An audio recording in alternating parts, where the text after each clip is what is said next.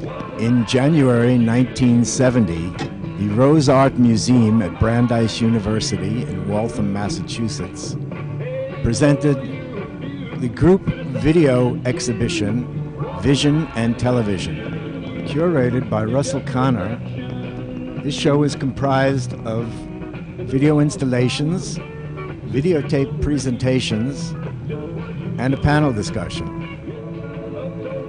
Also, I was doing installations, video installations, as early as 1969, after going to Ohio, to Antioch College with Frank Gillette.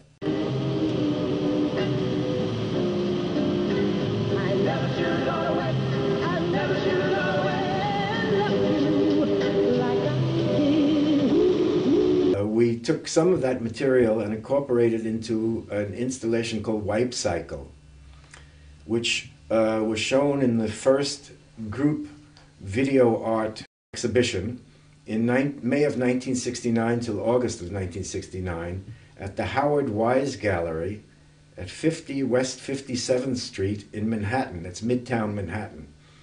And among others who showed up at that show were Andy Warhol and Mick Jagger showed up, plus a number of other people who later got into video, like Woody Vasulka, for instance.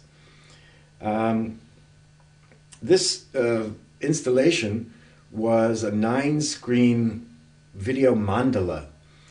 The people entering the gallery from the elevator would see it immediately, and they would shortly thereafter see themselves on some of the screens. And what it incorporated was time delay. When they were standing there, they would see themselves coming in from the elevator again. All of this was mixed and moving around. One screen would be blacked out, and that was the wipe cycle. And it was engaging and complex. People often would start to dance with their own images because of the time delay factor. It was a way of incorporating the audience into the artwork. And it's something that you could do with video, which you couldn't do with other media. Circular motion. If you walk from left to right, it would rescan from top to bottom. That would rescan from, that was the direction where you cross the top of the screen, that scan down the other side. It would spiraling.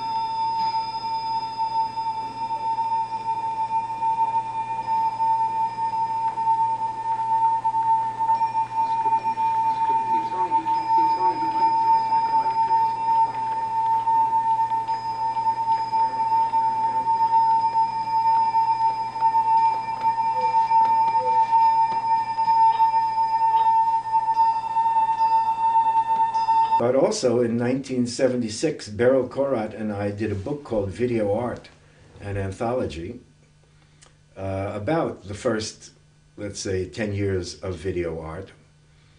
And even before that, Michael Schamberg and I and Raindance did a book called Guerrilla Television about the various uses of video. Here's the book Guerrilla Television. I think this came out about, 73 or so.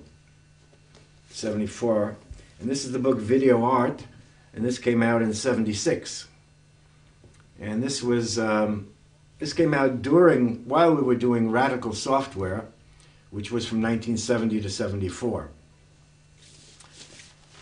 So the 70s there was quite a lot of work to be done. Later in the 70s, I did another installation called Time Zones. The project, created by video artist Ira Schneider, consists of 24 television sets displaying material recorded in the different time zones around the world. 1 a.m. in New York City is compared with the same instant, 5 in the afternoon in the Solomon Islands. I originally wanted to have satellite recordings from each of the 24 time zones beamed into this one room. But in 1977, when I did this, it was so expensive to get satellite time that for 10 minutes around the world would have cost $60,000. And in those days, $60,000 was a really lot of money. That's for 10 minutes. And also the footprint it was not possible to do it simultaneously anyway, because the footprint of the satellites, you couldn't get the satellite stuff from the other side of the world to this side of the world. You'd have to wait. So what I did was I traveled around the world with Tom Zafian, who did sound, and I did camera, and we videotaped in each of the, let's say, each of the 24 time zones at the proper time of day and night, so that when it was all shown together on 24 screens in one room, it was as if you were seeing all around the world at the same instant. And what were shown were landscapes and archaeological and religious sites, and then also marketplaces and street corners and social spaces, and then close-ups of people at work or in the fields or harvesting rice or picking coffee or doing crafts like lacquer or weaving, etc., etc. And now we just made a left turn onto 11th Street. This is one of your Monday, Wednesday, and Friday no parking on the north side, which we're taking pictures of now, and no parking Tuesday, Thursday, and Saturday on the south side. Now we're going to be crossing 5th Avenue and proceeding down 11th Street looking for space. Let's see, now today is Monday the 12th, and tomorrow is Tuesday, so we're looking for a space on the north side.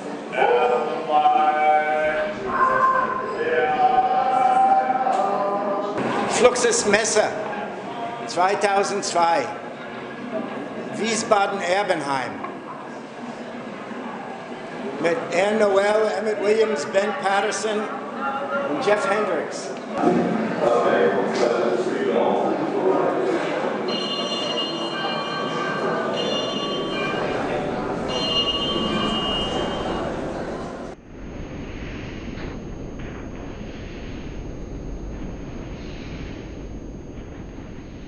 Basically, were three directions in which video art evolved. One direction started with Nam June Paik, when he started to use magnets on top of a TV set and distort the images. And an early idea of video synthesis was to either distort the images or to synthesize images on the screen. These were later recorded onto videotape, most often shown with music.